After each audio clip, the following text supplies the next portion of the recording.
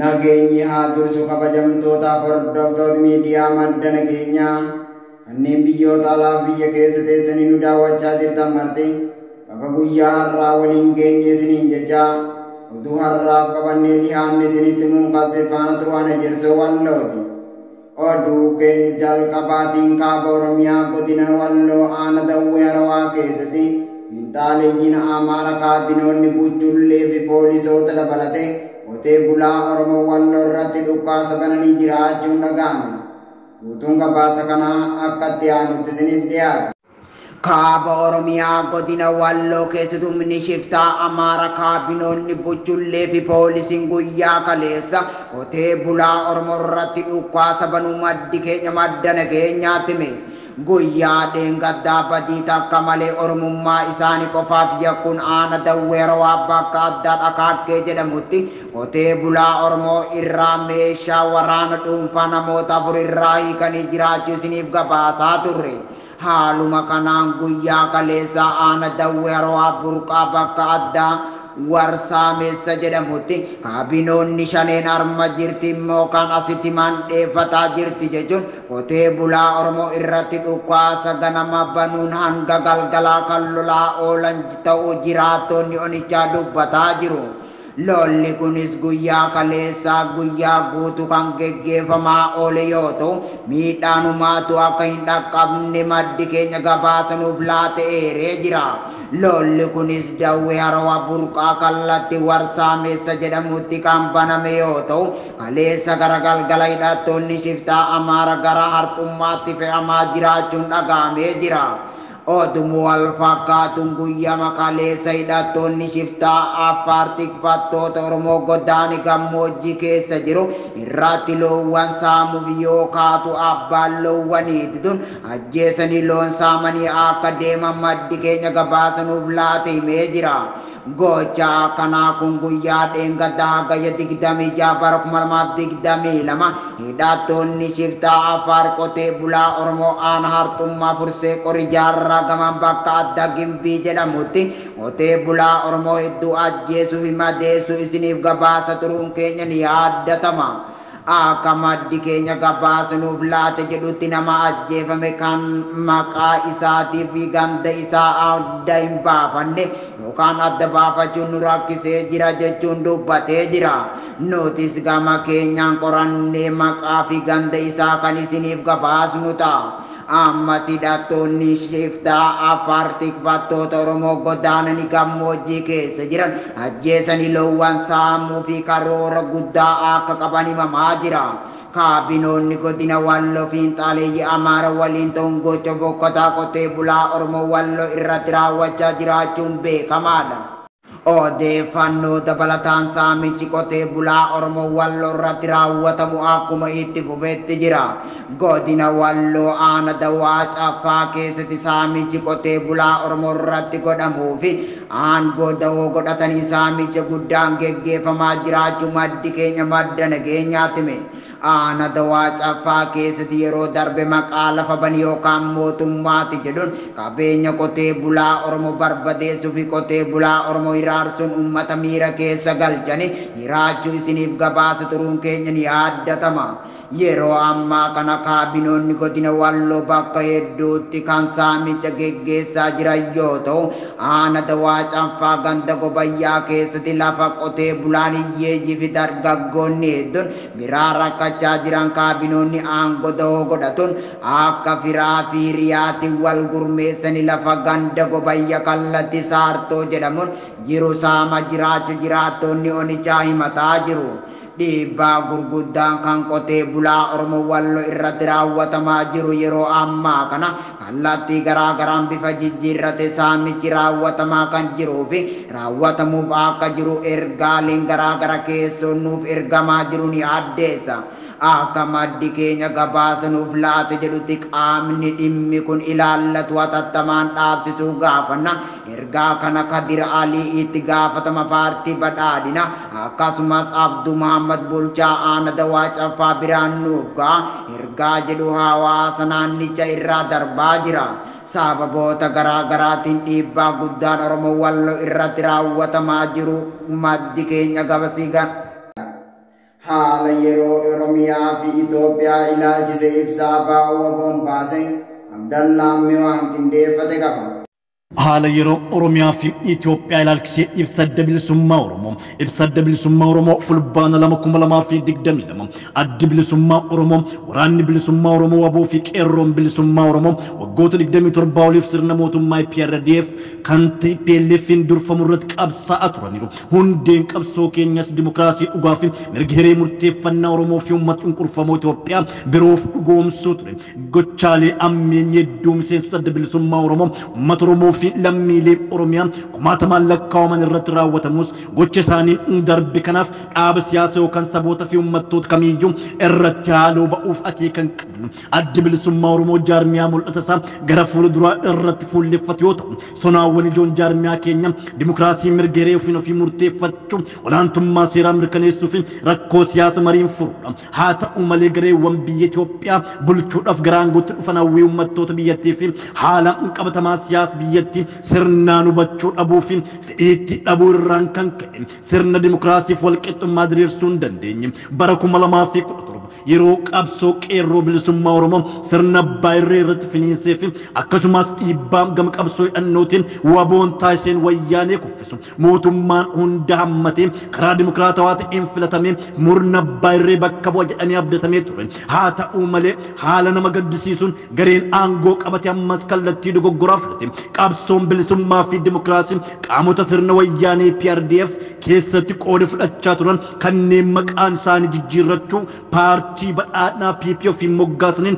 akka butamee addi bilisummaa Oromoo irra deddeebi'ee ibsaa ture. mootummaan paartii bilxiginnaa jedhee of waamu kan Abiyyi Ahmadiin durfamu ilaalcha olaantummaa finxaalii sirna dhuunfaa aangoo qeenxee hordofuudhaan jalqabarraa kaasee uummata Oromoo irratti xiyyeeffate. Kanaanis duulduguugga sanyii uummata Oromoo irratti gaggeeffamaa jiru guyya guyyaan dabalaa jira. Lammiileen Oromiyaa erga Dr. Abiyyi gara aangootti dhufanii ajjeechaa fi doorsa wal irraan cinna jalatti dararamaa jiru. Yeroo dhiyaasitti ammoo duulli sabarra xiyyeeffate kun Tigraay, Soomaaliyaa fi sabootaa fi uummattoota kibbaa dabalatee naannolee birootis babal'atee jira. Yeroo ammaa kana sadarkaan ajjeechaa jumlaa fi gara jabummaa guutuu biyyattii keessatti gaggeeffamaa jiru yaada safuu dhala namaa fi hamilee namummaan ala ta'ee jira. Sirna siyaasa Itoophiyaa keessatti mootummoonni abbaa irree dhufaa darban dabareen aangoo dhuunfachuun isaanii irraan kan ka'e rakkoon biyyattii gama siyaasaan hawaasummaa fi naamusaan haala kanaan hammaachaa deemuun isaa nama gaddisiisa. Humni biyya alaas murna amma aangoo qabatee jiru waliin harka wal qabachuun naannolee hunda keessatti gaaga'ama sodaa fi shororkeessummaa uumaa jira.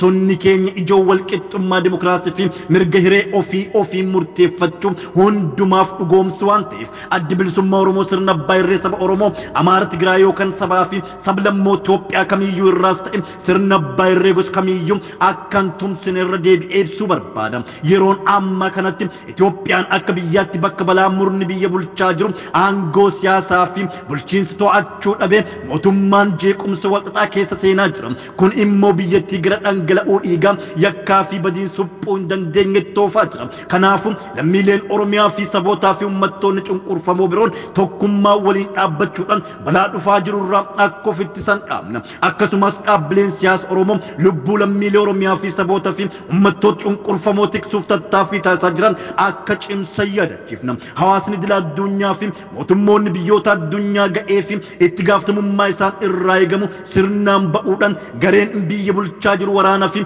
walitti bu'iinsa dhaabuudhaan lammiilee biyyattii waliin tumsuun sirna hundaan fudhatama qabuu fi karaa marii siyaasaa hunduma hirmaachisee fi iftoomina qabu akka diriirsuun danda'amu dhiibbaa akka godhan irra deebinee yaadachiisuu barbaanna. Injifannoon uummata bal'aaf adda bilisummaa Oromoo Finfinnee fulbaana 2022. Gochi shororkeessitoonni faannoo Amaara ona Amuura magaalaa Agamsaatti raawwatan gocha kaaba Oromiyaa godina Walloo keessatti raawwatame kan wal fakkaatudha jedhame. Guutuun gabaasa kanaa dabalataan akkatti aanutti isiniif dhiyaata.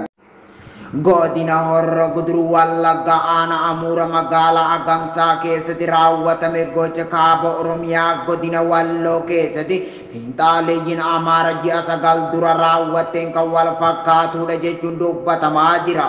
kaaba Oromiyaa godina Walloo aana hartummaa furse gaammilu bakka addaa intale karrippoo dawaa caffaa jiilli dhummuugaa fi kan kana fakkaatan keessatti hidhattoonni shororkeessa faannoo Amaara ofiin jettu ilmaan Oromoo Walloo mana hidhaa garaa fi karaa irraa walitti qabu yoo rashanan gochi sunis uummata Oromoo mara gadda keessa galchuu irra darbe mootummoonni addunyaa balaaleffatuun kan yaadatamudha. Gochumti akkasi guyyaa dheengadda hagaya 26 bara 2022 Horroo Guduruu Wallagga ona Amuura magaalaa Agamsaa jedhamu keessatti xiinxaaleeyyiin Amaara Faannoo jedhamu yaamamtu daangaa Oromiyaa cabsanii seenuun namoota 100 ol yoo ajjeesan namoota 200 ol ta'an irratti miidhaan qaqqabee jiraachuun beekamaadha. Haaluma kanaan gochi sanyii duguuga qotee bulaa Oromoo aana Amuura magaalaa Agamsaa irratti raawwatame kun kan uummata Oromoo mufachiise yoo ta'u gara duula Tiwiitaraatti deeggaramuun beekamee jira. Galgala kaleessa duulli cimaan uummata Oromootiin Tiwiitar Ispees irratti kan geggeeffamaa oole yoo ta'u namoonni quuqama Oromummaa qabdan duula kana irraa akka hin hafne kan jedhu qindeessitoonni duula Tiwiitaraa irra deddeebiin himaa jiru. Gochi sanyii duguuga qotee bulaa Oromoo irratti kan raawwatamaa ba'e har'as itti fufee jira. Hidhattoonni faannoo Amaara godina Walloo Abbaa Gadaa Karrayyuu Gujii Bahaa Wallagga Lixaa fi Bahaa Amuura magaalaa Agamsaa keessatti raawwatame kan callifamu hin turre garuu mootummaan impaayera Itoophiyaa Abiy Ahmad duguuga sanyii ofiif raawwachiisaa waan jiruuf callisee nuti Oromoon bakka jiru maraa sagaleef waliif ta'uu qabna kan jedhu maddi keenya gabaasuuf laate irraa darbee jira. Godina Harargee Bahaa fi Lixaa keessatti ajjeecha fi saamichi qotee bulaa Oromoo irratti raawwatamu cimee itti fufee jiraachuun himame. Saamichaa fi dararaan qotee bulaa Oromoo irratti raawwatamu cimee itti fufee jiraachuun himame. Godina Harargee Lixaa fi Bahaa aana Kombolchaa dabalatee bakkoota hedduutti waraanni shiftaa Abiy Ahmad namoota nagaa keessa hin jirre hidhuu saamuu fi uleentumaa jiraachuu jiraattonni onichaa madda nageenyaatti himanii jiru. Humni shiftaa Abiy Ahmadiin durfamu kan manneen qotee bulaa abiddaan barbadeessuu fi ilmaan Oromoo ajjeesuu aadeeffate godina Harargee Bahaa fi Lixaa aanalee hunda keessatti sababa garaa garaatiin qabeenya qotee bulaa saamaa jiraachuu maddeen keenya garasiirraa odeeffannee jirra.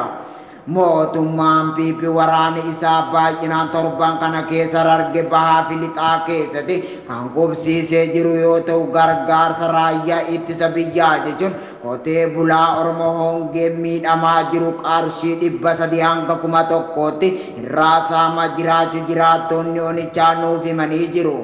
Akka maddi keenya gabaasanuuf laate jedhutti hidhattoonni mootummaa bilxiginnaa waraana bilisummaa Oromoo ABO shanee waliin hidhata qabdu jechuun dargaggoota Oromoo bahiisaaf galma dhorkaa jiran jedhu. Akkasumas namoota umriin isaanii kutee jiru jaarsolii gurguddaa dabalate ilmaan keessantu bosona jira jechuun ukkaamsanii hidhaatti guuraa jiran jechuun dubbatu maddi keenya garasii gabaasanuuf laate. Harargee Bahaa fi Lixaa aanalee hunda keessatti qotee bulaa Oromoo dararamaa jiraachuu jiraattonni gandichaa dubbataa jiru. Eegaa kabajamtootaaf hordoftoota miidiyaa madda nageenyaa oduun har'aaf qabannee dhiyaanne kana gammaa daawwatanidha. Qophiilee madda nageenyaatti ufaan gama kiyyaan nagaatti isiniin jedha.